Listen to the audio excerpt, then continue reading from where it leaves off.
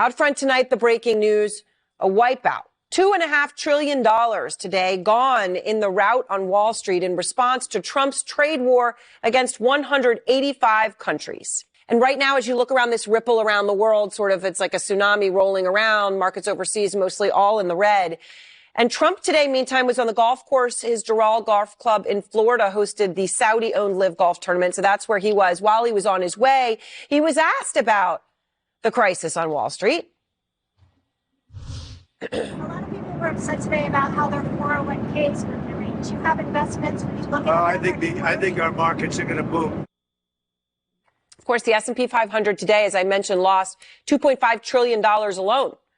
Now, America's economy, before Trump made any of these announcements, started talking about all these tariffs and the way he was in recent weeks, had a lot going for it. I mean, I thought that President Trump won in part because he realized that there was so much inflation. Well, they just gave you far more inflation. That was a shame. And now you got people hoarding. Forget that. I mean, I'll see you at Costco on Saturday. I love Costco. But the president doesn't try to reach out and reward these countries and companies that play by the rules in the 1987 scenario, the one where we went down 3 days and then down 22% on Monday, has the most cogency. We will not have to wait out too long, will we? We'll know by Monday. Fortunately, we had an excellent set of employment numbers today. At least it makes it less likely a crash will necessarily lead to a recession. But if President Trump stays intransigent and does nothing to ameliorate the damage that I saw these last 2 days, I'm not going to be constructive here. I will contain my anger, but only because I lived through 87, and in the end, I came out okay. I was in cash for the crash. I know what this feels like. Oh, and if Europe moves against our fabulous tech companies next week, then I will be furious. That I promise you, because it should not happen. Boy. So you got to talk about the China News Network, a.k.a. CNN. Who is currently eating crow, right? They have egg on their face because of the fact that they were wrong, completely 100% wrong about President Trump and his tariffs, okay? They predicted doomsday, okay? And part of the reason why they predicted doomsday is because they wanted to take away leverage that President Trump had over China when it came to the trade talks, right? Also, Wall Street was participating in this as well, too. There was a lot of economic treason happening during that point in time after Liberation Day because the mainstream liberal media in Wall Street, they'd rather see America lose than for Trump to win, right? And they try their best to undermine him by telling lies and making up things about what the tariffs would lead to that the tariffs ultimately did not lead to, okay? They claim that the tariffs would lead to hyperinflation, even though we haven't seen it yet. But yet they say, hey, just wait, right? Just wait. It's coming, right? It's coming. We still haven't seen it yet, but they claim that it's coming. They claim they would lead to economic collapse, that, things would get worse, that, President Trump was basically destroying the economy. However, about 2 to 3 months later, it turns out all of those doomsday predictions were not true, right? They turned out to be wrong, okay? And we got to talk about CNN being wrong because now they have to admit that they were stunned by the fact that the stock market, the S&P 500 and the NASDAQ has hit record highs. Again, despite the fear-mongering, the doomsday predictions from the liberal media and the Democrats. Take a look. We're on the verge of a major market milestone. Both the S&P 500 and the NASDAQ are on track for all-time highs. This would be the first record high for the S&P since wild, February. Considering the drops that you were on just talking about last month. Yeah, it's been an absolutely unbelievable ride. I've never covered anything quite like this. Look at this chart. Yeah. This is the S&P just since this year started. And look at that epic sell-off back in March and April. That's because investors were freaking out about the president's Liberation Day tariffs. This market meltdown was so bad that some people on Wall Street were calling it Obliteration Day, right? Traders, economists, investors, Fed officials, everyone was worried that those sky-high tariffs were going to cause a recession. But then what happened? What caused the market to start to go straight up? April 9th, the president walks back those tariffs, and the market's really been on fire ever since then. Look at this. The S&P 500, just since that low in April, has gained almost $10 trillion in market value. It's a stunning increase after a stunning decrease. And this is very good news because, look, this is going to help restore some confidence, right, among consumers, which is really important because consumer spending is the biggest driver of this economy. And we did learn that consumer spending fell in May. This is also going to help restore confidence among investors, among CEOs, small business owners. It's also going to help when people are looking at their 401ks or their investment portfolios, right? They're going to like what they see. Maybe they go out and buy that car, they go out to dinner, they take that vacation. Yeah, so you see that, you heard that. Now, President Trump may be the greatest president of all time, just considering the fact that he told people to buy at the absolute bottom, right? He told people to buy at the bottom, okay? I believe it was April 9th. If you would have listened to the president, you would have made a lot of money, okay? In some cases, you would have made 20, 30% over a course of just a few months, right? So you talk about, what, 3 to 4 years potentially worth of gains, okay, in just a couple months if you would have listened to the president instead of panicking like CNN, telling people that the economy is going to collapse, that the stock market is going to collapse, making people sell their 401ks, sell their investments, which, again, was a really, really, really bad idea. It's always a bad idea to sell. You should buy and hold, preferably for the long term, okay, until you retire, right, 20, 30 plus years, okay, in order to get the most out of it.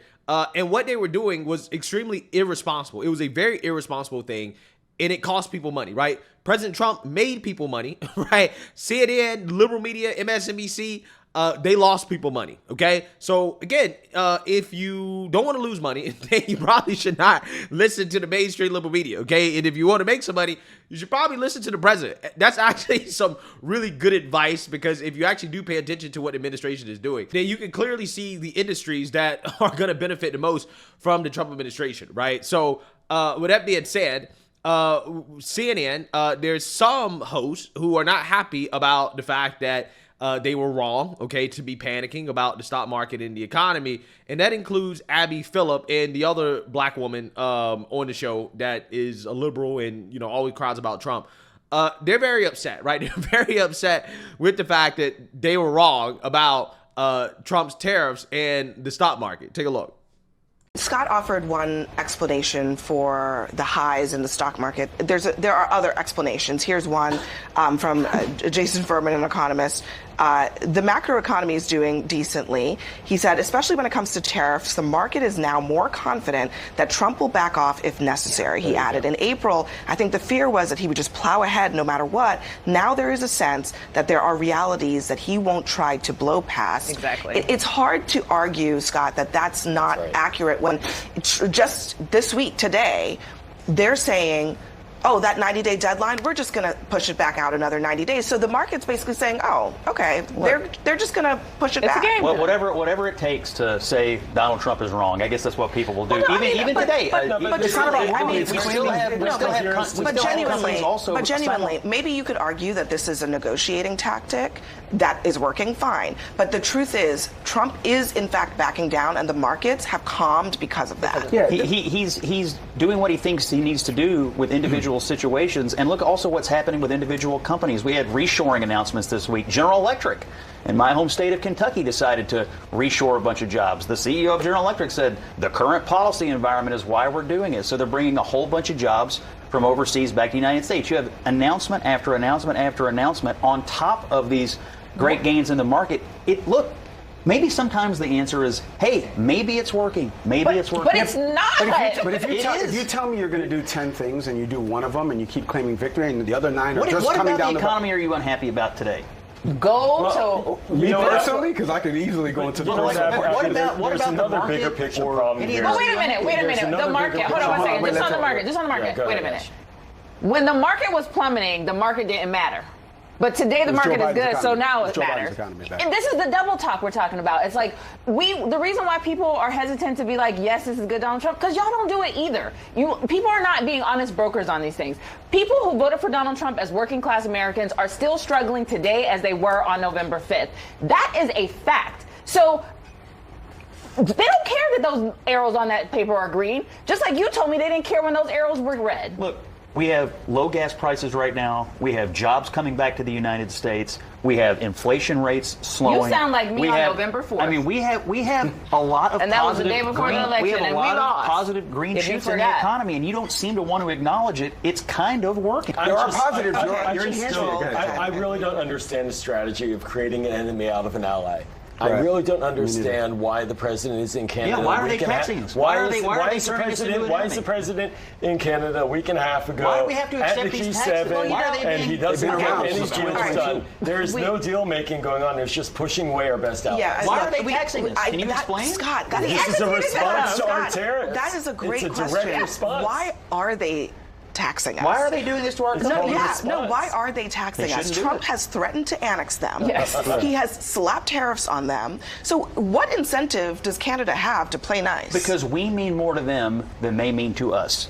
We have a lot of leverage Trump here, can as the president said. So they you're should not be saying that Trump antagonizing can our just- tech companies. So Trump can just continue to threaten to take over a sovereign country, tariff them, insult them, and Well, if we were in they charge of don't them, we they wouldn't don't have get to tariffs. fight back. No, fight back. I mean, if they want to, I'm just saying, it doesn't seem antagonize like a good these strategy US to tech engender companies, friendship. There will That's all I'm saying. There will be consequences of that in the ongoing negotiation. I don't understand why they thought this was a good idea. As Trump pointed out, Europe already does this. They shouldn't go that direction.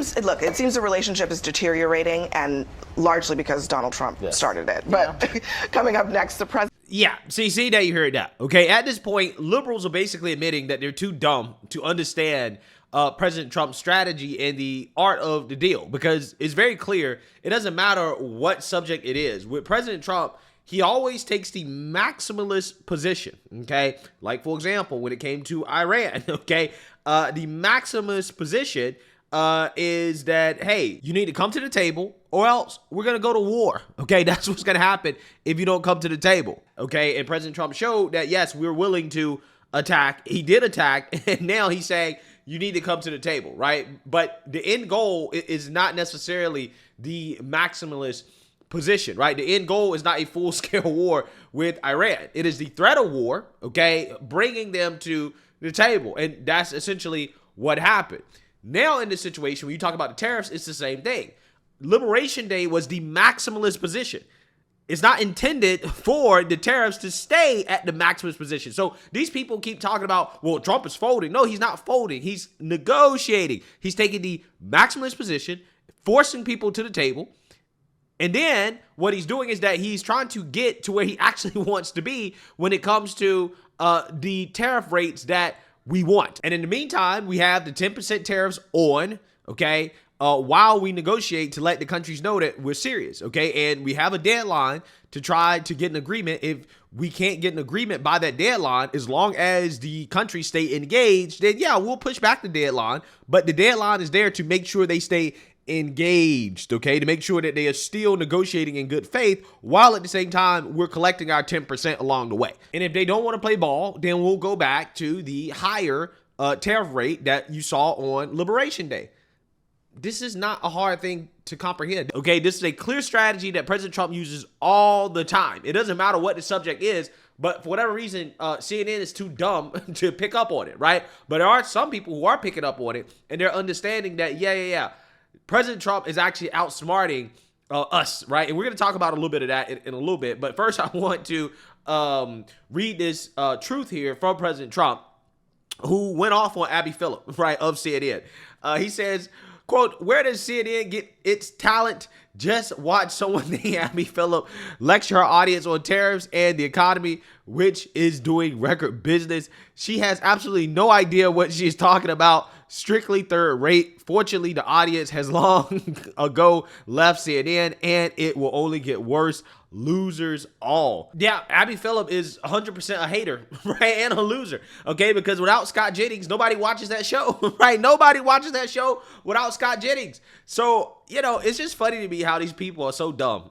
But ultimately, I think a lot of their ignorance comes from the fact that they just want to undermine the president no matter what. They just can't admit that they were wrong, right? They just can't admit that Trump was right. They can't say it. They cannot say that Trump was right despite the facts, the data. I mean, again, we're talking about the lowest inflation that we've seen in 4 years, okay? We're talking about stock market hitting an all-time high, okay? We're talking about gas prices in terms of summer gas prices being the lowest that they've been, again, in a long time, okay? We're talking about real wins, okay? President Trump ending wars left and right, okay? We're talking about mass deportations. Again, these are real wins for the American people. This is what we voted for. The dude is winning left and right, and these people can't stand it. They can't give him one W. They can't give him one W, okay? So, yeah, with that being said, we do have at least one economist who's been somewhat honest about how President Trump outsmarted all of us. Now, he's coming out and saying this after he ripped President Trump for the tariffs, but now he's admitting that, damn, Trump was right and that Trump is smarter than us. Let's read here. A prominent Wall Street economist who had slammed President Trump's tariffs earlier this year now says that the president may have outsmarted all of us with his controversial trade policies. Torsten Slunk, chief economist at investment giant Apollo Global Management, said that while the uncertainty surrounding trade policy has already started to weigh on the economy, Trump could lower tariffs on most of the U.S. trading partners while using the levies to boost federal revenue. Slonk suggested in a recently posted analysis that the administration's approach may be more strategic than previously thought. Yeah, of course it was more strategic than previously thought because nobody should have believed that, again, the Liberation Day tariffs were actually the tariffs that he wanted, right? Again, this was a maximalist position, right? The point is to negotiate down and to meet somewhere in the middle, okay? This is like negotiation 101. The optimistic outlook stands in stark contrast to his earlier position. In April, Slonk warned that Trump's tariffs could trigger a recession by summer, particularly harming American small businesses and potentially halting the flow of goods from China to the U.S., leading to layoffs and a broader economic slowdown. This time around, Slonk suggested that one potential move could be to keep 30% tariffs on Chinese imports while imposing 10% tariffs on all other countries, offering them a 12-month window to reduce non-tariff barriers and to liberalize trade access. Quote, extending the deadline 1 year would give countries and U.S. domestic businesses time to adjust to the new world with permanently higher tariffs, Slonk wrote. Quote, it would also result in an immediate decline in uncertainty, which would be positive for business planning, employment, and financial markets.